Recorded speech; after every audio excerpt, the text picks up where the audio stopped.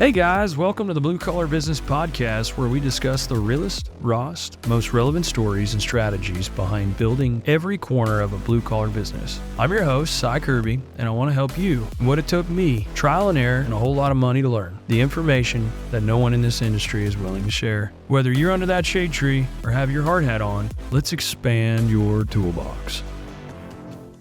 Welcome back to another episode of the Blue Collar Business Podcast, one I have mentioned many times before was coming at you guys.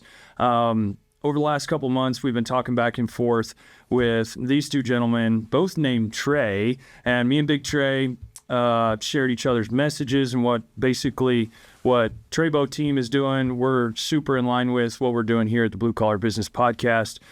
Furthermore, though, this episode's sponsored by Cycon Excavation and Utilities. If you guys have a product or a service out in the blue collar world that think may need some audience targeted directly here into the blue collar world, get with us at bluecollarbusinesspodcast.com. Furthermore, we went to lunch earlier. I have been laughing since 10 a.m. Hey, so can we cuss on me? You do whatever you like, sir. I want you in your natural environment. All right. Furthermore, we have the story going to be told by not only Mr. Trey Dirt himself, but Big Trey. Thank you so much for joining us as well today. These two are doing something special and unique for excavation guys like myself. I've learned tidbits of literally just 5-minute clips in the shop, and the story and the following they have on TikTok. You can check them out. They're sitting right around 125,000 followers with several million views. They're changing the world from the nostalgic point of view, 30 years of experience between, like, I need that, and there's not as many resources out there for them to find. So, furthermore, guys, thank you so much for coming. Well, thank you for having us on. We look forward to doing this with you for a while. We watch all your content. Big Trey, he keeps me updated on you every day. You know, he's always telling me, we got to get up there and shoot that podcast. I said, we're going to as soon as it rains. Boys, and you ain't lying. It rained really bad last night. We were doing some night work, like I was mentioning. But you talking about rain, the first, I guess, entrepreneurial spirit you had was mowing lawns, starting right there. And if you don't mind, kind of share how you started from where you're at and blue-collared your way all the way to where you're at today, where we all celebrate you. Well, I mow yards, you know, and I'd get all the kids in the neighborhood that were my age, my buddies, and I'd be like, hey, y'all want to stay the night? Next morning, we're working. You at? Waking them up at 5:30. You know, and free labor. Yeah, oh man, we would go mow all day and just have fun. Then we'd go spend half that money on fireworks, if not all of it, and scold. Yes, sir. You know, we just so that's what I started with, was just mowing when I was a kid, and then that progressed into doing landscaping at some new houses. Each house would get 1,000 yards of sod, 16 plants, and some mulch. You know, and a couple pieces of steel edge and whatever it was to get the house closed out from the construction loan.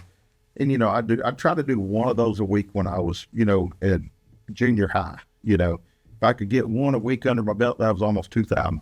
Wow. Yeah. Back then, that was big money. Back then, I had my own, I had a F-350 flatbed Ford pickup truck, and then a little old trailer. It was called a totem trailer. It would tip like that. And it has handles on it. So it was, but the problem was I didn't have a driver's license. So when I bought the damn truck, I rode my bicycle up there to that car lot dealer and told that boy it was Don King's Auto Sales. I'll never forget that. And I told that boy I wanted to buy that truck. And my money was over at TCB Bank, and it wasn't a half a mile away, but my house was 2 miles away. So I had to go get my mom to go to the bank with me because she had to sign to get the money to run it over this boy. So when I got back up there, he said, I sold it to a wholesaler. I was pissed. I was pissed. Well, God. I was standing there with cash money in my hand. The old man, Don King, come out, and this was his son. He come out.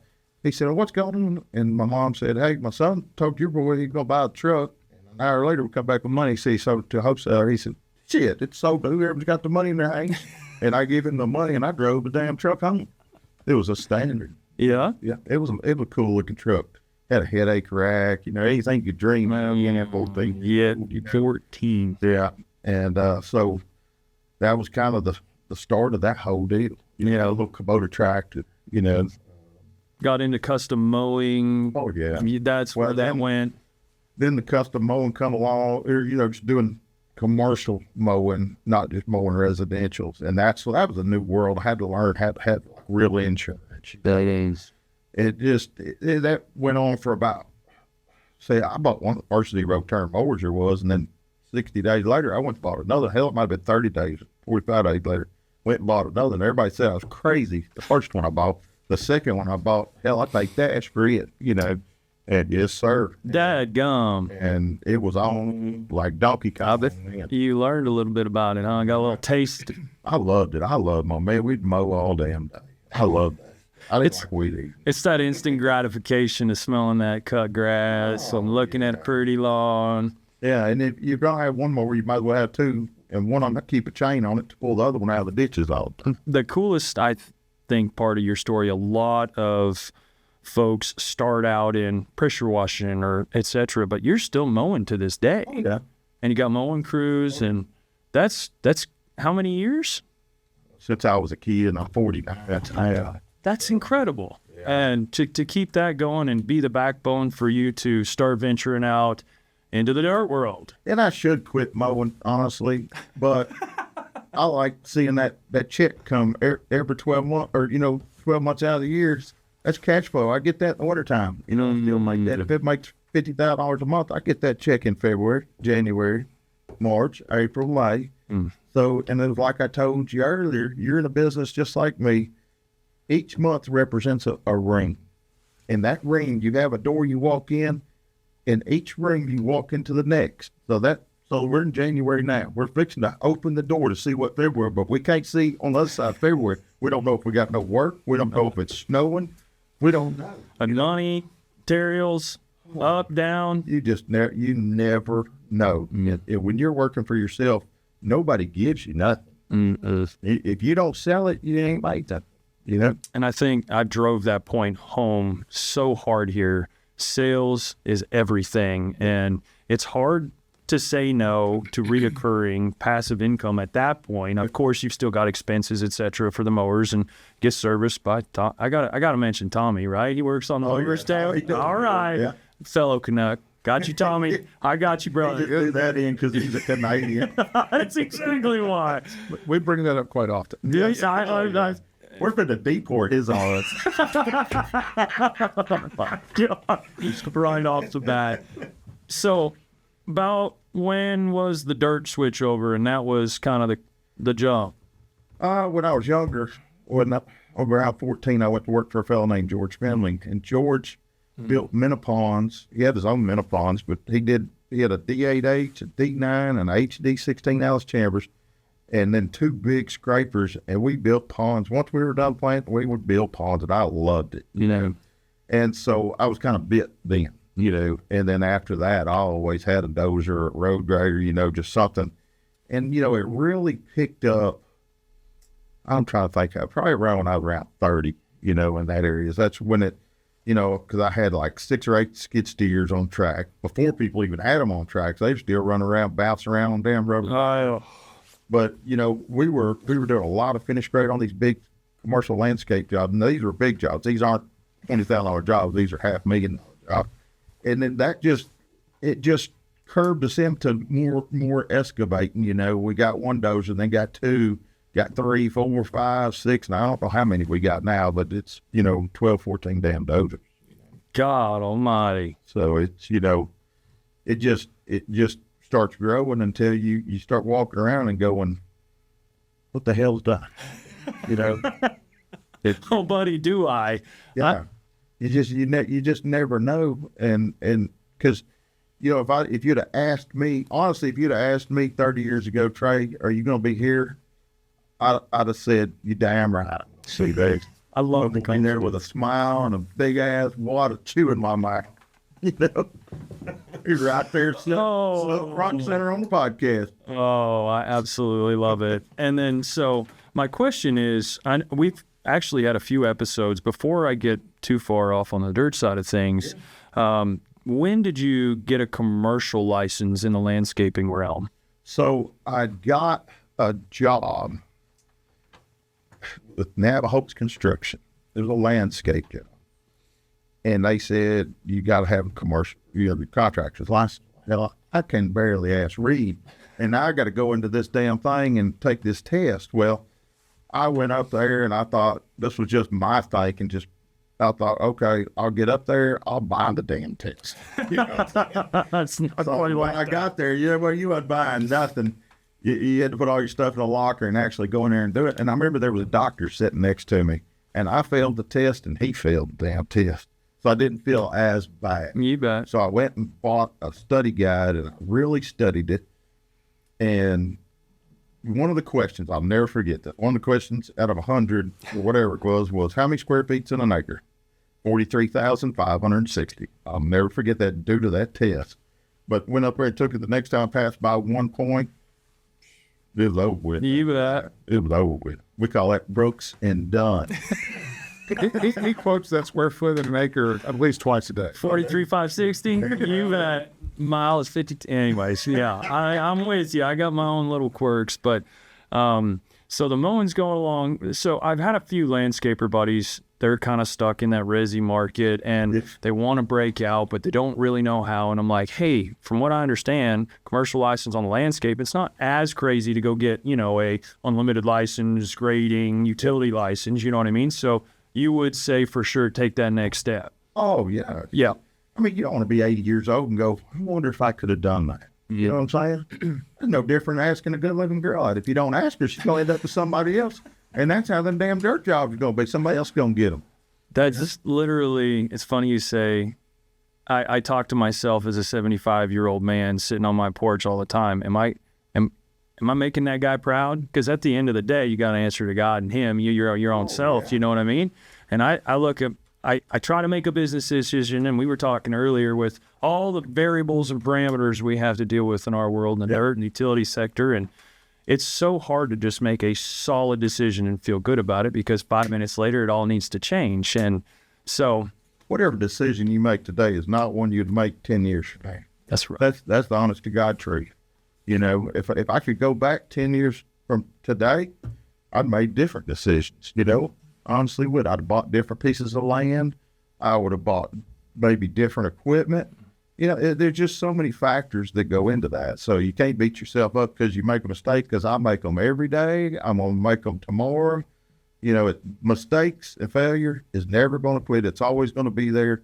It's just how humbled are you going to get by the experience? Man, and I've said on this show a couple of times, I stuck my chest out there and I was peacocking there for a minute. I thought I was something, and good luck. Right when you think you're big shit, that's when the word kicks you square in the mouth. And you got to wake up every morning and know how many times can I get kicked in the mouth today before I just throw my hands up.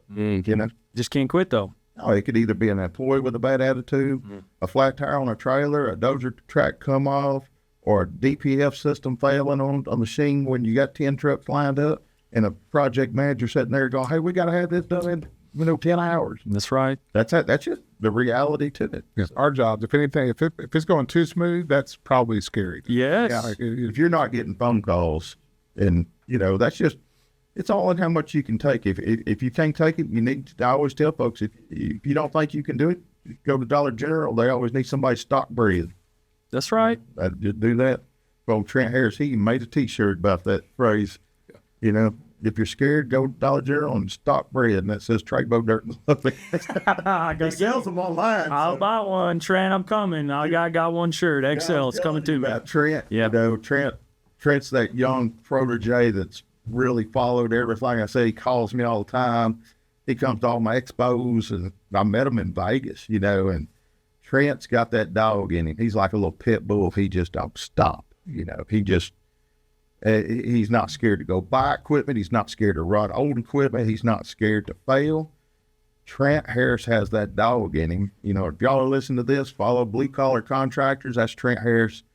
And if you ever want to meet a hell of a guy, he is. Dude, Trent, that's your official invite to get here on the podcast, brother. Trent, you need to drive from Oklahoma and come on down. Bring your mustache with you. Trent got a big old mustache, I think it's got a different zip code. He probably pays property tax. He puts it in the trailer, drags it out. Oh, I can't comment yet until I have a phone call with Trey. You will love Trent Harris. He's a great guy. We did the Connex podcast on Tuesday. What is today? Thursday or Thursday, sir. Today's Thursday. Yeah. Yes. Trust me, I understand. I feel the same way. Today's Friday. Damn, I thought it was off to the weekend. Hey, we can be. We can't It be. did rain. I'm the boss. Yes, you are, sir. Well, you're such a personality, my guy, and the team around you. The other Trey. Yeah. How did this all get started from your 30 years experience, not really being in the social game, and now you have this crazy following? Kind of walk us through that story, guys. Trey's gonna have to go on that. Okay. I ain't never sent an email. So, Well, I've never had Facebook, no that shit. so it's funny. Our skills, if we work well together, because what he's good at are things I'm probably not the best at, and the things I'm really good at are probably not the things he's the best at. That's a So great it kind of partnership. merges together, and it works really well. But he had gone to the National Farm Machine Show in Louisville, 3 years ago? Yep. That's And about he it. tends to go every year. In fact, we're going to it again in a few weeks. And he comes back in. I'll never forget it. He flew up there and flew back the same day. And he brings me this little pamphlet he'd come across. He's like, hey, this guy came up to me, kind of moved me. I want you to send me He a check. come up to me is in a damn. It was one of those wheelchair. And so he's like, hey, you know, He couldn't talk. He just all he did was hand that out, and I stuck it in my vest yeah. pocket. He That's says, the only thing I got from the old damn show. yeah. He says, hey, send this guy $50. I'm like, all right. And then he walks out. Wait, let me tell the story. He said, send him $50. He walks out. He gets in his truck. He comes back. I've got cameras. I can see him doing this. He comes back in. He's like, man, send them $100. Okay. He gets back in his truck. He drives to the gate, turns back around, comes back in and says, send him $500. Like, man, I send him whatever you want, but figure it out. Yeah. So we send him this check, and all of a sudden, a couple weeks later, I get a phone call on my phone. And it's a number I don't recognize, and it's a guy on the other end saying, hey, we got your check, and we really appreciate it. What's your name on TikTok? Like, what? Okay. Well, we were like, what the hell is TikTok? Yeah, I said, well, yeah, we're not on TikTok. What are you talking about? He's like, oh, well, most of our people, a lot of them, we know from TikTok. And I get to know him. It turns out his name is Mike Burkhart. He's like family to us now. He's like the godfather of. Yeah, he's been to is. he's been to us 3 or 4 times. I've been to his home a couple of times. So anyway, he says, well, tell you what, I want to come meet y'all next time I'm through there. And he was close enough to where he felt like he could swing in. And he starts telling us about the TikTok deal and how he's met all these people across the country and what it's been the good sides of it. Things we didn't really think of TikTok as being. How short tractors? Yeah, so we were out there Like farming. antique tractors. He's showing me these tractors, and so the next day I start this TikTok deal, and I remember showing Trey, and he's like, "Well, that's stupid. What are we gonna do with that?" I'm like, "It is stupid. We're probably not gonna do anything with it." Yeah. But we were putting a roof rake together on a Cat D6, so we're out there, and I'm just filming. It's kind too of cheap to go buy. Come on. You know, I got to build the damn thing. it's kind of cool visuals because we've got this heavy machines bringing in this heavy metal, so I'm like filming it. I'm like, okay, this will be our first TikTok, whatever. Put it together, put it up. He's like, why are you filming that? I'm like, yeah, I'm just going to show it. Yeah. And a couple people ask questions about it. So I tell him what the questions are, and he asks, and we answer it. Then the next day, he's like, well, anybody else ask anything? I'm like, yeah, a couple people did. He's like, okay. Well, then the next day he comes in. He's It's like, like about them 2 old junky ass cars in the back shop. That's all they worry. I feel the roof rake. They're worried about a barracuda. yeah. So he comes in. He's like, hey, we're about to do something else with this D6. They're probably going to want to follow up on this. We're probably going to need to film this. So he's kind of buying in, and that's really where it started, as simple as that, and then just kind of kept building, and we kept going with it. And he's, as you can see, he's got the personality that just really it just does great with that. Heart. And we ended up seeing an opportunity to really, ultimately make a difference because he's answering questions for guys that are in this business or even Need to other know. it crosses over a lot. Yeah. So yeah, it really started from that, and then just kind of blossomed into what it is today. That is such a unique story. A man in a wheelchair handed you one It's pamphlet. Travis Burkhart's his name, and he can't speak and he can't walk. But we've become real close since then. Been up there, to their place, and they come to our place, and it's called the Travis Burkhart Foundation. So we're big supporters of that. And So yeah, Mike Burkhart, we got to give you credit. You're the one that got us here. Yeah, we do. We say he takes all the blame. Well, He takes all the blame. absolute shout out to those gentlemen, because I can't tell you how many things that you've hit home on, and I'll be sitting there with Will. Do you see this? This makes total sense to me. Does this make sense to you?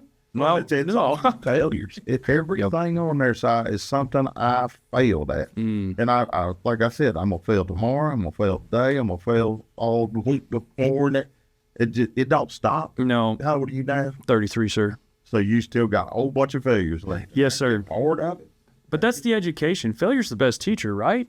I mean, the point is, there's a gentleman here that hates talking about failure, but you use that failure as the education lesson that you're paying for your own education to keep moving forward. And don't get me wrong, there's some times those education lessons get real tough all at one time. And then you've got to just take a breath, one thing at a time. Here's a solution for this. Tell me how that goes. Here's a solution, and just one bite at a time in that elephant. You know what I mean? I lost some money on a rock haul. Their contractor in our town, he was the best I ever seen in my life. His name was O.C. Cannon. And O.C., I was doing all the rock and placing the blue rock, and it was a cluster because the pavement company couldn't make it in time, and it was all on hills. A lot of it washed, and I had to replace it. And the contractor worked with me real well, but I ended up telling him, I said, shit, I lost about $36,000 in my deal. And he goes, bet you won't do that again. I literally had a gentleman reach out to us, I think via Instagram yesterday, and he's doing a construction management degree, and which is great, all fine and dandy. You guys know how I feel about college here. I mean, it serves its purpose, but he was asking me, hey, we're fixing to start our own excavation company in a couple of years. And I said, man, that construction management degree is going to help you once you eventually get into the commercial world. It will help you, sir. But the first 5 years of your own business, you will learn more in the first 1 and 3 years if you can make it to year 5. If you make it to that. That's right. I mean, that's the problem. A lot of people quit. Whether their spouse says, hey, that's enough, or they say that's enough, or their financial backer says that's enough. But it's that one like Trent Harris with nothing, started with nothing, that's got the dog in them that just keeps going. Yeah. You know what I'm saying? A lot of them, yeah. That's what you got to have, because hell, if I lost everything tomorrow, the first thing I'm going to do is ramp the mowing back up, and I'm going to be right back in the dirt business within about 6 months. That's right. Probably better than what I am now. You know what I'm saying? I do. I literally do, sir. So don't test me on losing everything, because I will make it 10 times damn better, because I know where I screwed up over the last 30 years. And I think a lot of people call me crazy. I've received a lot of hate for what I'm trying to bring to the market, and this and the YouTube and showing commercial construction. And but I think I'm not as afraid, because I've already kind of lost it all. When I moved here, everything was different. I was an 11-year-old kid, man. Like, that rocked my world. I was a AAA hockey player. I was going to go NHL, and I moved to Arkansas, boys. Like, I had no idea. So I started all over. Everything's feet and inches. You didn't know what to do. Dude, I couldn't open my locker for 3 months, boys, because I couldn't figure out, like, we had cubbies. Well, Or we're doing Canadians, you know? Taylor White the other day on the Con Expo podcast. Where you at, Taylor? Taylor, where you at? Son? That's right. Come on. But I told Taylor, I said, Taylor, in a man's life, at some point, he's going to lose 50% of all his shit. I don't care which way you look at it. Yep. Whether the economy's going to take 50% at some time, a divorce is going to take 50% up, or siblings in a family-owned business, when somebody passes away and it has to be bought out and sold.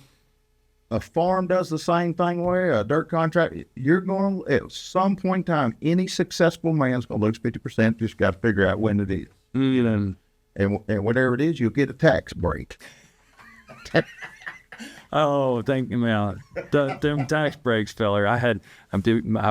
Sorry, I better not go off into that. But I was going to go somewhere else with that. But seriously, what you guys are doing in the social media, I know you had no interest in really sending down this path, but I can't thank you enough, because the amount of people, when I said the name Treybo, people were like, Treybo, they're coming here? Come on, I've got local buddies around here giving me crap that this wasn't going to happen. And I'm like, guys, he's got the exact same message in a different platform. And I wanted to get you on here to, number one, understand how it all started. Number two, you've taken it from mowing to I mean, 12 dozers to be able to say that, got your own shop. The role of social media in a growing blue collar business. And I've been going. This country needs blue collar. This country got enough pencil push where there ain't pencils no more. Keyboard warriors, whatever. We need folks working. I mean, that's what this country needs is folks out there getting after it. And you know what the most valuable thing to me right now is? An educated mechanic that can work on this high-tech stuff. If a kid come out of 10th grade, quit school, told him to kiss his ass, he could be making $50,000 a year on his own if he could just have ass learn how to delete some of this shit. Can you say that on here? Yeah. Well, now, yes, I think, anyways, we're not going to go there on this show today, but I think that's going to be but you know, a thing moving they forward. can learn how to work, change it. It's mainly sensors. These boys come out from these equipment companies, they plug a computer in our stuff. I'm getting billed for 60 miles from Little Rock down there. To plug a computer in. Plugging it in, they're going, oh, this sensor, in your def tank is bad or whatever, Hell, I get a bill for $2,500 to $4,000 every time that phone call is made. Yep. And you do that once or twice a month. Well, that starts getting into my doing cool shit money. You know what I'm saying? Yes. And I'm telling you, if a young man was young and he knew school, quitting the 10th grade and going out and learn to be a damn mechanic and pop a wheelie. I mean, that's I'm just telling you, this world needs that, right? Now, I think things are kind of turning that direction. You're seeing stuff, the pushback from student loans and all this stuff, and that education is great. There's a purpose for that. No, education isn't great. Education sucks. But what I'm saying is, you've got people. These kids algebra and trigonometry and literature. They're never going to use that shit. They need to go quit in the 10th grade and go out and start working. So you've got the opportunity now. You can make good money. That's right. Doing blue collar, and people aren't going to the trades. So people need to understand that, you don't have to go to college. It's not for everybody. No. So go out and, learn how to be a mechanic, learn how to do a welder, plumbing, dirt contractor, whatever it is. You can make a really good living really quick without $100,000 loan to pay back when you do it. That's right. And people, it's getting more respect than it used to be. It used to be kind of shunned, and it was never right. And now I think it's more accessible, and people are realizing, no, this is probably a really good direction for me. I think it's also from a standpoint of, I think we're all afraid of not having plumbers in here. Well, I need to correct what I said about kids dropping out of school in the 10th grade. Okay. If you get a chance, kids, stop in the 9th grade. They'll give you another year advantage because their school ain't going to do nothing for you. So I'm serious. I'm with you. I am. Thank God for our doctors and all of the educated folk. It has its place. But in our world, it's funny. To this point, I was sitting there with my CPA a couple weeks ago down around in y'all's neck of the woods. But anyhow, sitting there talking with him, and he said, "Si, do you understand that a brain surgeon can go to school for 12 years, and the best he's going to make every single year is $1 million? That's it. He went to school for 12 years. That's a long time he accrued debt with hardly enough income, right? But that's all he can make. Well, you can go out there and do 4 or 5 million pretty quick. You're talking about a month and a half worth of work. That's right. But that's what I'm saying on a high school education. I was in the work program my senior year. I had to get out of there. I couldn't handle it. I don't want my CPA dropping out. But exactly. No, I need we need our CPA because we're not smart. We've got a great. Yeah, we have to have educated people. Yes. But my question would be, we know how important the blue collar world is, but would you, I know you probably would now, but would you have 2 years ago encouraged that guy as he's going through that mechanic school, sharing his story on a platform like TikTok or YouTube and gaining that audience as he's going through it? It can be done. It's completely free. Like, you know what I mean? And start obtaining that audience. Or what we need in America is a program for these kids when they start high school. If they don't feel like they're going to go on, save taxpayers some money, or put a damn mechanic school in there. If they want to be hairstylists, put a hairstylist school in the school, save them that $20,000 they're going to have to pay and work for 8 months without making a dollar. Same thing with mechanics. So when they do graduate, if they want to stick around and graduate, they're walking out making damn money. And guess what happens, America? Then they're paying taxes, and then that goes right back into the system. I'm just like, that's just my country boy 2 cents. I've got to get you over here to Springdale because we just did a video. Probably a lot of them won't like what I say. No, I need you exactly what you're talking. There's a diesel shop mechanic school right there. That's good. They do have a CDL program. They now have a D3, a motor grader, 308 roller, all with Trimble on it, ready to go. And they're teaching these high school students. We're fixing to have 2 of them. That's the best I've ever heard them. I promise you, it'll blow your mind. Yeah, it's exactly what you're talking about. I want to see that. We're going to hook you up. I didn't know anything like that was going on. I didn't either. Literally, up until 2 months ago, we were like, shout out to Rodney Ellis and Chad Burkhardt, who absolutely is a godsend in that program. He's an ag teacher. Yeah. I got to give him a major shout out. It's teachers like that want to make a difference, and care and can see the future. Some people only see tomorrow. I don't look at tomorrow. I don't buy land I want it tomorrow or a piece of equipment I want tomorrow. I buy it on, 5-year outlook. That's right. 5 years. Yeah. And any young man like you right now, you need to be buying land. If you get $20,000, go to the bank and tell them, say, hey, I want to buy this. I'm going to put a down payment on this 4 acres or 5 or just whatever, and get that, and then use that to build off other stuff. Use that as a collateral point, equity, however, rich people talk about, well, your capitalism, all that bullshit. No, just use it to bridge off of and go on, but nobody teaches young people how to invest like that. I've always invested in land and equipment. And, my bank account might be empty, but I got a bunch of land and I got a bunch of equipment and I got a decent shop. Scooby. I do have that. Scooby's famous now. So, shit, I don't know. I don't know what we're going to do with Scooby. No, we've got actually 2 of the kids that are, Chad Burkhardt, he teaches school all day. Yep. And then he'll go out there from 4 o'clock till 9 o'clock in the evening, all summer long, 6 days a week with these kids. Oh, he does a Saturday program as well. Yep. Out there running all this equipment. See, people like that should be awarded and put on a platform where they don't, you know what I'm saying? Yes, sir. Our society is designed to not reward people like that. You know what I'm saying? Yep. So, Chad, I don't know you, but I'm rewarding you right now. Keep up that good work and the rest will follow because something's got to give. But those high schools doing that, we're back home, Washington Chapel High School, Central Maloney, which is a factory in our town. Okay. They started to deal with, they literally went into Washington Chapel, paid for a welding program. They were saying they couldn't hire welders.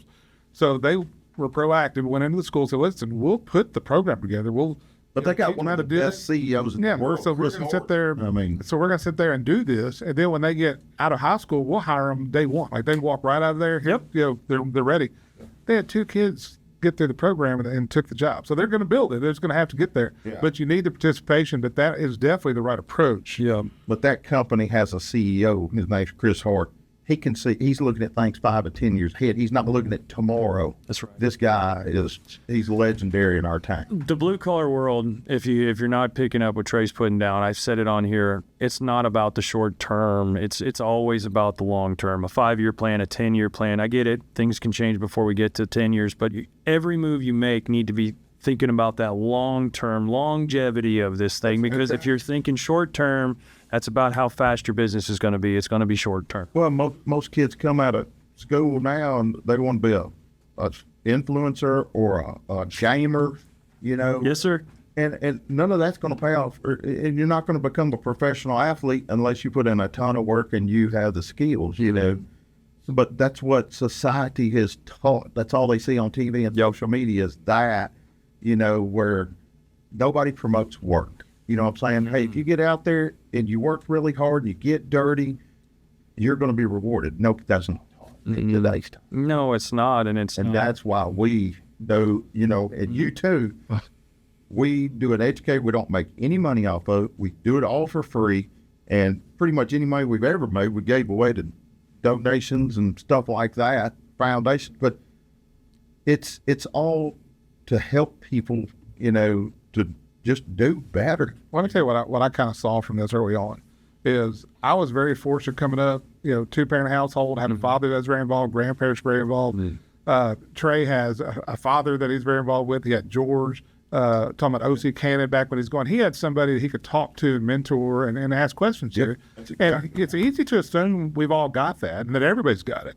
What we discovered from this channel was that people were writing in. We were hearing almost like these awful stories of, my dad was a dirt contractor.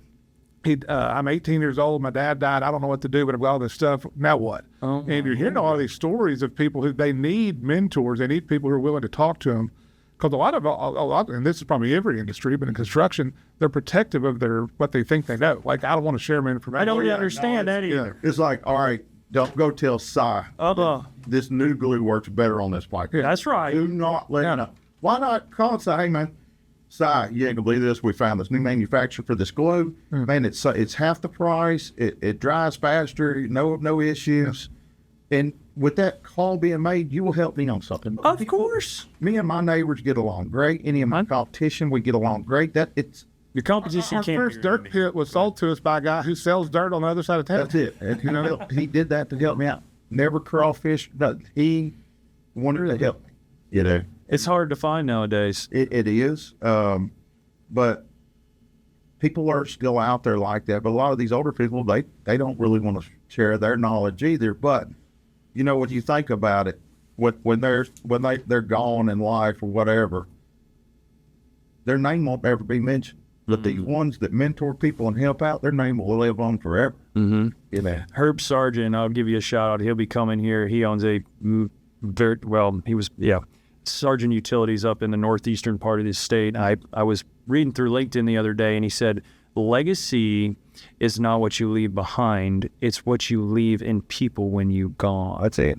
And it almost changed my life. As soon as I read it, I'm like, I'm thinking about this all differently. What I'm doing every day is what I'm building. It's all about the people. But that mentorship, talk a little bit about, you seem to be, both of you, very networked. You have a very heavy network. But the mentorship that you guys are already providing, it's so important, the investment in the trades and having that person. Some of it's my competition. I still called it today. I called him this morning. Hey, man, you got a 4-inch by 2-inch flange, blah, blah, blah, blah, blah. And, I got some 6s. No, dang it, I got to go buy them, and he'll call me the same way. Hey, you got these over? It's an oddball part.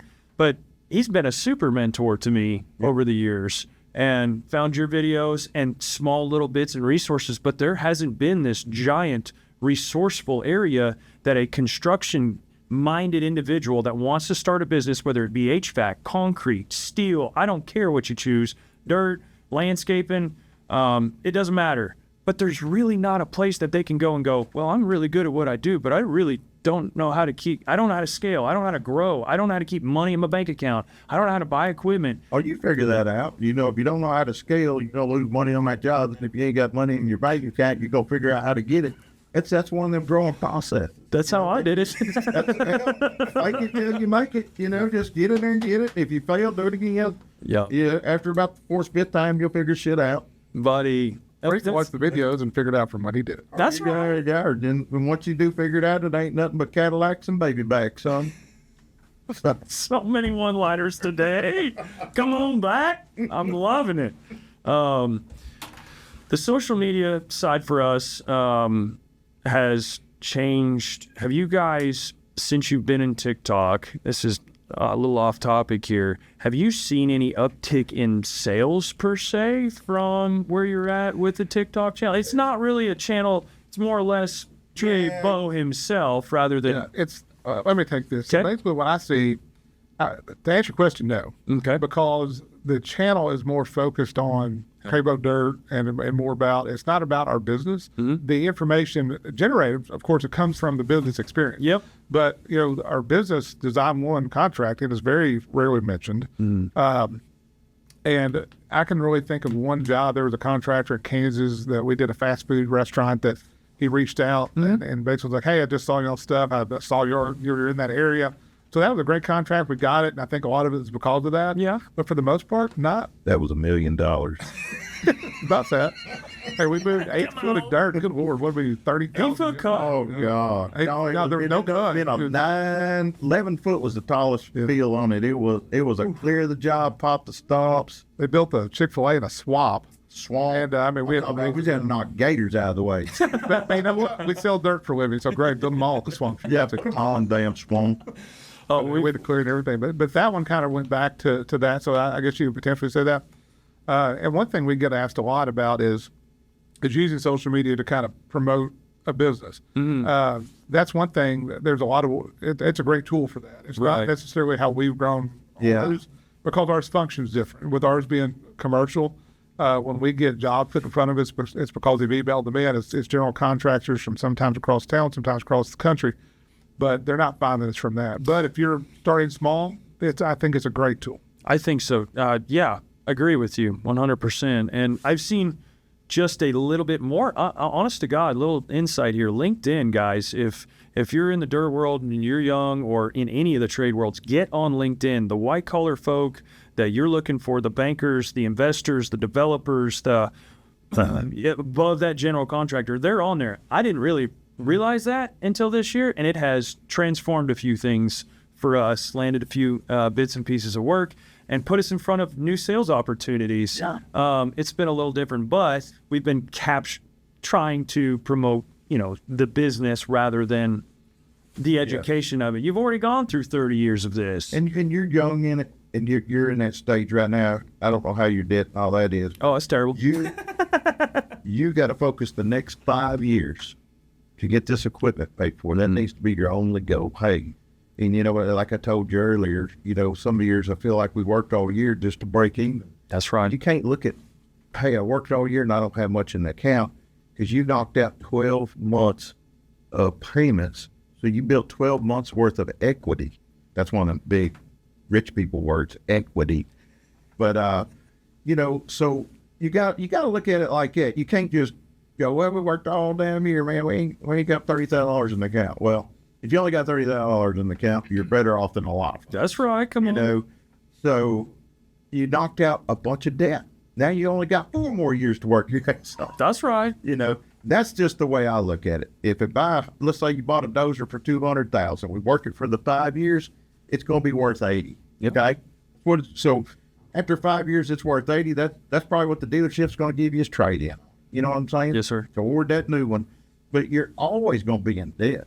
Debt does not scare me. I try not to owe too much. I like to pay something off before I go buy something. But if you're going to get out there and be successful and make any money, you got to initially throw something out there and sacrifice. You might not have that boat, or might not get to go on that damn Disney trip with all that priced ass shit.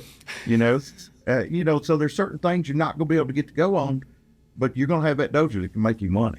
Or a Mini X or a skid steer. I had a boat. I like to duck hunt myself, and I told you what Trent said about the boat. What he said? No, I can't remember. Burn the boat. Burn the boats. That had gone. Burn the boat. And you know what? Big sticker on my desk says "Burn the boats." Trey Mo Dirt, right there. I had a boat. Like I told you, I got a little unfocused the 3 or 4 years. But when you're doing this and you get past that 3-4 year mark, for myself, you can't buy anything that doesn't not make you money. As soon as you start down that path, it's a huge red flag for not only, it should be for yourself, but to the banks, to anybody that is making these deals happen. They're going, well, you may be living a little high on the hog. And that's exactly what they did with me. And I had to really regear. You don't need no boats right now. We're 5 years into a business, son. Let's go. And always pay your house off as fast as you can. Go get in there and pay that sucker off. Because if you do go broke, you can at least go home. That's right.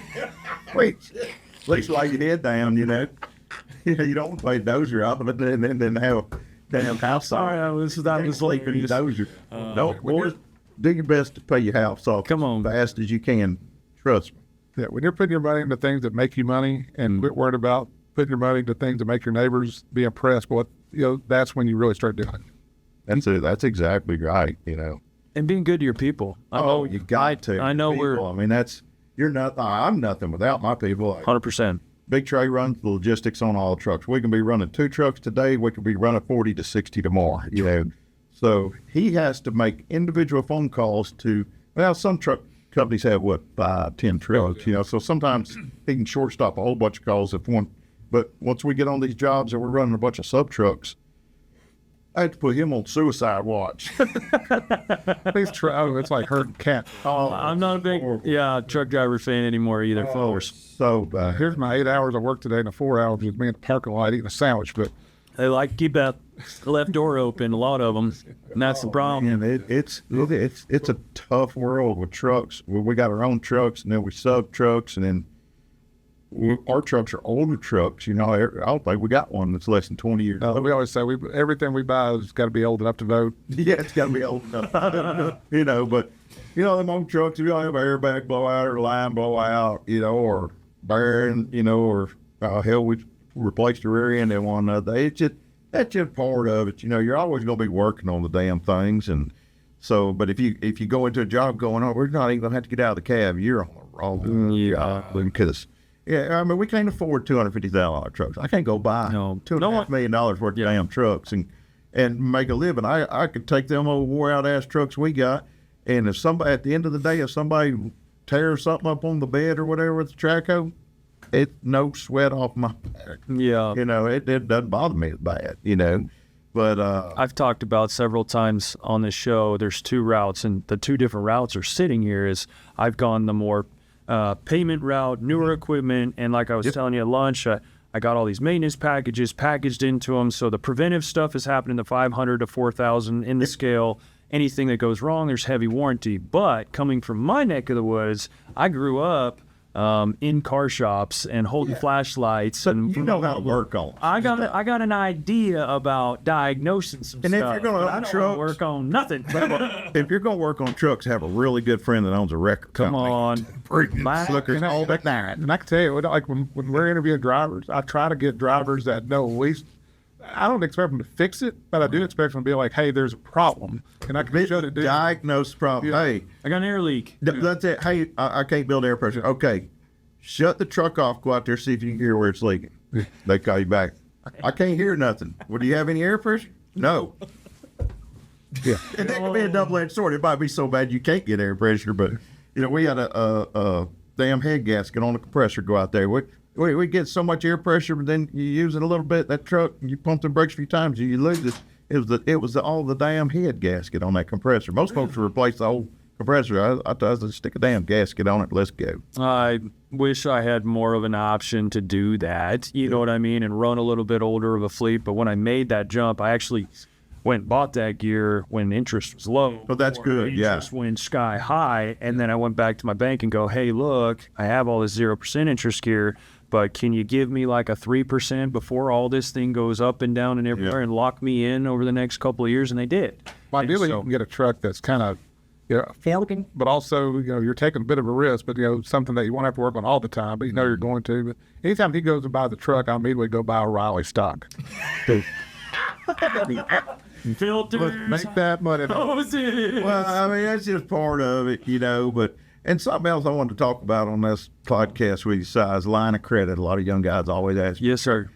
I never had a line of credit in my life and hope I don't never have to, but if you can stay away from a line of credit, please stay away from it, because them bankers that you think's your friends that say, hell, what's a line of credit? Damn interest. 10, 12. Right now, I think so. Probably high, Yeah, and that line of credit's backed by something you already got paid off. You know what I'm saying? Some equity and something you got. So it's like going in reverse. If you can stay away from line of credit, do your best. I always tell folks, if folks is calling you and you owe them a bunch of money, that's their problem.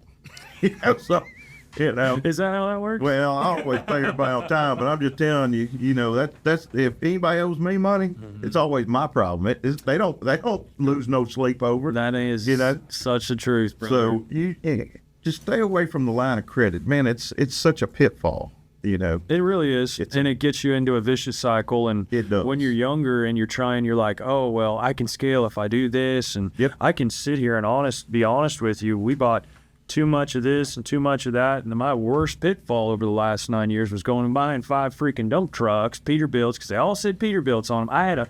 I had an RD Mac that I paid $20,000 for, and that thing went I got up an RD. and down the road with that 350 in it. How many axles did you break in? No, you know what? I can't say it. Yeah, we couldn't keep axles. Well, I'm just saying it was the cheapest truck, and then the driver and never broke down on me. A couple airbags, tires, like miscellaneous. Them Peterbilts I bought.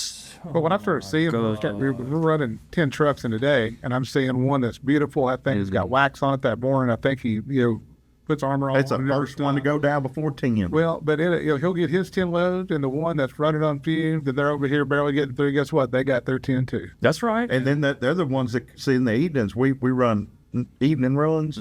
That's all the calls that come to office. I need to load a SB2. I need 4 loads of dirt, or I need some all this other stuff, or B-stone. So he'll have a list of 10 places in the evening for trucks that come off the jobs to go come to the yard, grab material, and go deliver. And they might run till way after dark, But it's normally the junkie trucks that do it. We've been very fortunate. We've got a lot of great drivers, a lot of great guys we get to be involved with. But they'll weed them out. Well, they'll weed themselves out pretty quick.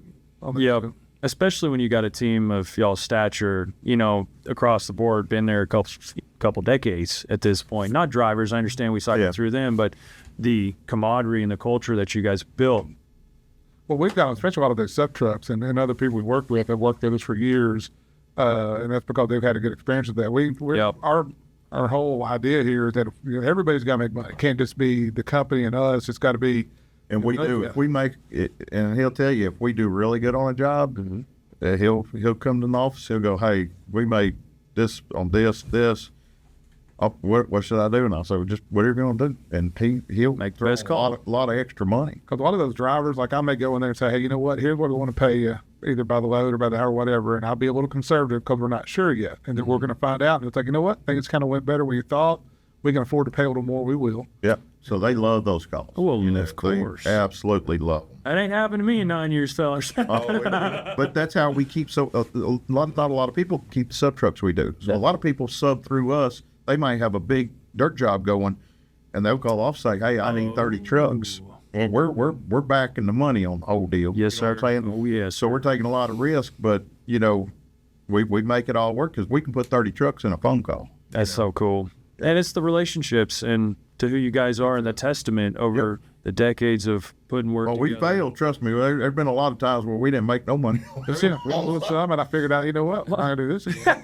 I tell you, hey, y'all want to hear a funny ass story? Yes, I do. So I took off for a week on my birthday. I went down to my fish camp. I said, well, I'm going to go fish. And I went down there on the north unit at White River Refuge, and then I rode into my truck 9 miles, and then unloaded my Can-Am. I rode another 10 back to this lake on the log road back there, Mm-hmm. And so I'm pretty much 20 miles in the middle of nowhere. And I'm sitting there. I done fished, pulled my little 2-man boat back up to my rig, and I'm sitting there eating a sandwich. And I look up, and one of my drivers, Jason, I said, "Hey, 100 miles from the shop in the middle of the woods where a Can-Am barely get down, they're delivering B-stone to a logger down there." That's no shit. Isn't that so cool? It's I love the. I can't get away from them. They like me that much. They love you, bud. We all do. From the entire excavation business and utility community and audience, we all love the Trey team. Please don't stop anytime soon. Seriously. We enjoy it. We enjoy travel. We just got back from Vegas, World of Concrete. Yeah, where are you going to be here this year, guys? Like I said, we got the National Farm Machine Show in Louisville. We're going to be there. We're going to get there Thursday. I think we'll be there on the 4th, Friday and Saturday. Okay. We'll be announcing that. We've got the World of Asphalt, which is, I think, it's in the 20th part of March, latter part of March. We'll be there. Yep. And good Lord, the Con Expo. That'll be next year. That's next year. We'll be at World of Concrete again in January next year. We'll be at World Con Expo in March of next year. So we get out and about. Con Expo is going to be a big party. It always is. Always is. So we've got a lot. We'll have the Trey Expo. That stuff that'll be coming up in April. This will be the 3rd one. Excited about that. That grows every year. We've got a lot. So we'll be announcing that stuff soon. Yeah, Trey Expo is just it took off, but it's pretty much everybody comes in on Friday evening. People from 5 states away show up and help us get stuff out, get ready. We have steak dinner that night, and it's all catered, And these equipment companies pay for everything, so we don't charge them nothing. And then the steak dinner. a steak dinner, baked potato, all $25. Yeah. So you're not going to get Well, and that's more just to keep That's up. to get a head count. That's really That's just a head count. We've got to go to this catering setup for Saturday. So I'm like, I need to know something. Yeah. Because a lot of people they'll kind of start like, hey, we're coming. Yeah, we bring in all these equipment companies: Caterpillar, Komatsu, Lugon, Kubota, John Deere. I mean, And essentially what this is, you're coming in for the Travel Expo, what to expect. You come in on Friday, it's more about hanging out the shop. They get to tour the shop, look around. and the casino's right next door. Yeah, so meet other guys, we've had people. There were some that popped a wheelie that first night, stayed out all night. We had 11 states represented last year at this deal. So they all get to know each other. Some of them they know for social media already, just, as a person on their phone. Now they get to meet them. So do all that. And then Saturday, we start off, generally, we have a major player in the general contractor world comes in and talks about how you work with the general contractor, what their process is like. United Rental and Equipment Share came in. Wow. How do you rent equipment? How's that work? Well, these guys haven't done it before. We had somebody from insurance. We had somebody from the DOT come in from our Department of Transportation, talk about, here's your. He was a big hit. He was last year. God, that dude was so cool. We even gave him an award and everything. And so it's real. So if you pull one of my trucks over, Mr. Award-winning DOT dude, cut us some slack. We're a little overloaded. Like GPS, but the beauty of it is, instead of sitting there for an hour classroom and saying, "Hey, what we're doing," we're going to let them kind of introduce themselves, talk a little bit about what they do, and then say, "You know what? I'm going to be over here in the corner for them the rest of the day, and if that applies to you and you want more, let's talk about it." So you're not hearing all day about things that may not apply to you, but you've got the ability to learn more if you want to. Oh, and then we had the Mini X Rodeo. So that was great. Last year we gave a trophy out to a plaque, and it says the world champion. There's no world champion Mini X Rodeo, so we made our own. There is My God. And so we said, I told them guys, I said, look, you can walk into any bar in the world and you can walk out with a 10. You know what I'm saying? You know what's funny? And you won't have to pay for a drink if you got this plaque. And I'd be damned if a kid didn't win it. So this kid, he's 18 years old, he's from Wisconsin. He also won the award for the farthest track. He was a laborer. He was not an operator. His boss was sitting there talking to him, after, because he won it. I mean, you thought he was born in this machine. Really? And the boss like, man, was he your best operator? He's like, and the kid's like, I'm not even an operator. And the boss goes, he is now. Yeah. So he got a promotion out of that. And there were some girls there that put it on pretty good too, Bull. I mean, them girls, I don't know if they've been on them or not, but they were stacking tires, and they were damn near winning the challenge the whole time. There's some great ones. One at that high school, high school trade. Yeah. In the field, sitting there that night, watching this dozer run back and forth. I asked Chad, the teacher there, I said, now who's in that dozer? I mean, like, it's clicking along, it's moving, like, actually got a little sense about him.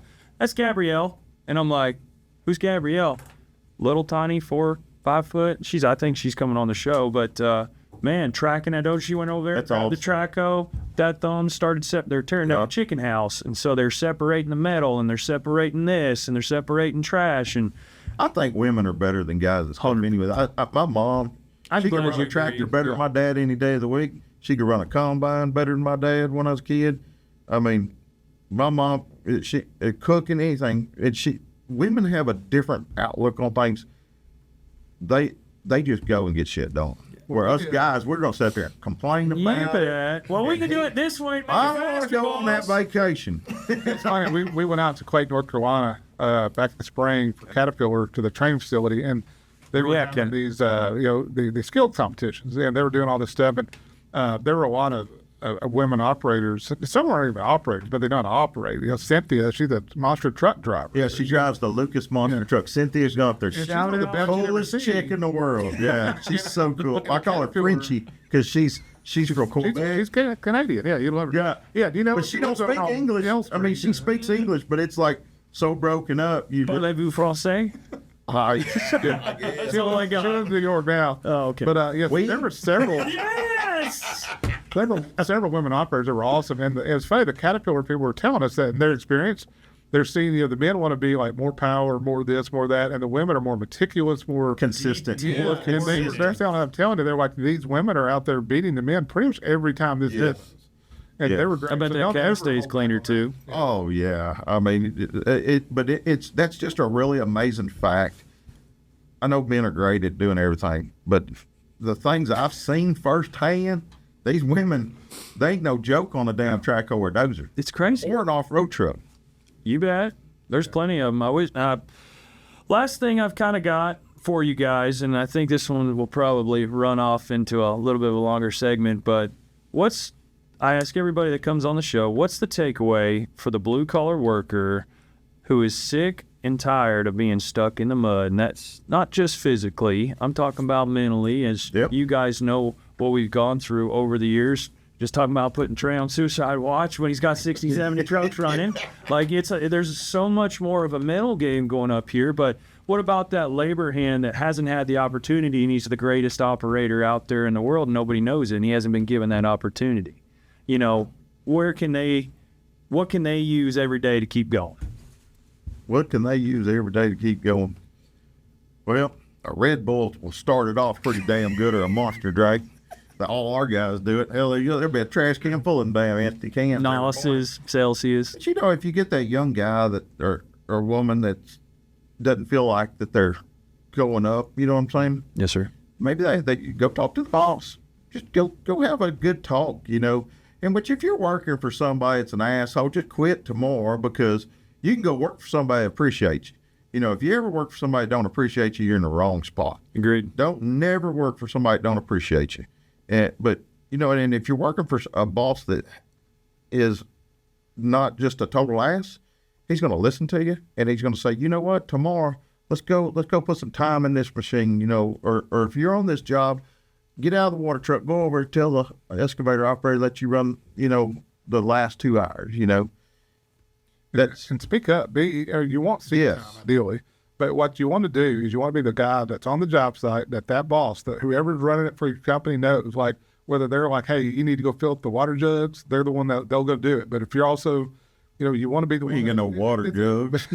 But if they're problem solving. We had that water jug in 15 years. We got pallets of bottled water. They'll drink 2 drinks and set it on the machine. Yeah. You got to knock it off. Oh, it drives me crazy. The first that'll do it, He did that, see us. It drives me crazy. And you know, and then you get an operator, like one trackle operator gets in it, and he goes, who's been running this machine? Oh, God. Shout out to Seymour. Gotta listen to that bullshit, you know. Well, it was the guy that ran it yesterday because you had to take off early. What? Well, you still needed to make production, sir? What are you talking about? We really didn't, but the banker was looking at us. Oh, my Lord. But yeah, have you ever noticed that? Now somebody gets in somebody else's dump truck or off-road truck or damn trackhoe or dozer, and who was in there? They put cigarette butts in the bottle. I remember one guy. You ever just had a truck driver that was just a total dumbass? Oh, yes, sir. We had this boy, and I'll say his name on there. His name was Kevin. And one boy had spit some sunflower seeds out in the damn thing, and next day he's like, I'm not cleaning those out. Oh, I said, well, don't clean them out. They were in the floor like 3. You bet. And he ended up getting fired, which we call that Brooks and Dunn, because he tried to blow up on Brooksy, and that was a mistake. Shout out to Brooksy. Think he's doing great? Yeah, Brooksy's doing great, and Kevin's stocking pickles at the grocery store. That's true. That's a true story. Okay. Brooksy is doing great. He'll appreciate Brooksy's doing really good. I went to the doctor yesterday, so he's on his road. He's on the road recovery. Yeah. He was out at World Concrete with us as well. Awesome. And hey, one day I think I walked 13,000 steps. That sucker was with me every step of the way. So I'd say that's doing way. Yeah. Wow. No. A little short of breath, but that's kind of. Well, of course. But good to have him back working, I'm assuming. Oh, yeah. Brooks, he's part of the family. We took him to Vegas. You bet. And he I think the walking got him a little bit, but he just had a good time. I think he just had a great time. Genuinely had a good time. When we drove. Like he flew in and flew out. I wasn't riding with him. He wants to go see the world's largest damn ball of yarn and shit like that. I'm trying to get somewhere. 110 miles. A little bit bigger than the last 2 years when I saw it, but yeah, he really. No, we saw Billy the Kid's grave. We went through. You bet. So we went to the donors. Billy the Kid did not die young. It's brushy Bill Robertson. He lived to be like 104. Well, okay, we've seen one of the. Somebody fact check that, please. So we're gonna need some fact check. I called him. Hey man, Billy the Kid's grave. I bet you're not. No, I told him. I said Billy the Kid did not die. I've watched Young Guns like 20 times. Pat Garrett let Billy the Kid walk. Oh my! He died, Brushy Bill Roberts, on the side of a highway talking to a news journalist. I think. Hell, I don't know. I'd go back and watch the movie. Well, that's the one I've been to, so I'm saying he's dead there. Oh my Lord! He might still be alive. Billy the Kid might still be alive. Are you Billy the Kid? No. No, well, I don't want to be shot at. guys, I got to tell you, thank you again. It's been a big thing. A lot of us younger guys here at SciCon, fanboys of all the Treybo team, and I really appreciate you coming on here, shedding a little light on the exact message that you guys are already doing. I hope it helps somebody, you know, and if it just helps one person, if this show just helps one person, that's all that matters. 20 years from now, you might see them at a gas station, they'll come up to you and say, you know what, you changed my life. You know, I was stocking bread at Dollar General, now I own a big excavation company. Buddy, You know, I'm trying to help them, because if there's some things that through this show, I sit down and learn every single time I sit down at this table. It's so awesome. But if we can portray that and help them stray away from some of the curves that we had to take and just listen to what we're saying long term, it's because we're talking from experience. It's not because we chose to go that direction. It's because it was the wrong direction and we learned from it and move forward. So and just because somebody's older than you does not mean they're smarter than you. and That's pretty true. He's older than me, and I know that's true. I'm 3 weeks older than him. Yeah. Well, I said that because when I was young, the older people would always tell me, "Oh, you ain't gonna be able to do this. You're not gonna be able to do that." I just always just sit back, said, "Watch this wheelie," just one-handed, waving at them with the middle fingers. I love it. I can't wait. We're actually going to be heading on down. So if you guys are watching us on YouTube with SciCon, you'll see us heading down with the Treybo team. We're going to do some things down there this summer. Be looking for that. But if you've loved this content, this is the type of content we're trying to produce and help you guys every single episode, every single Wednesday. You can catch them on bluecollarbusinesspodcast.com.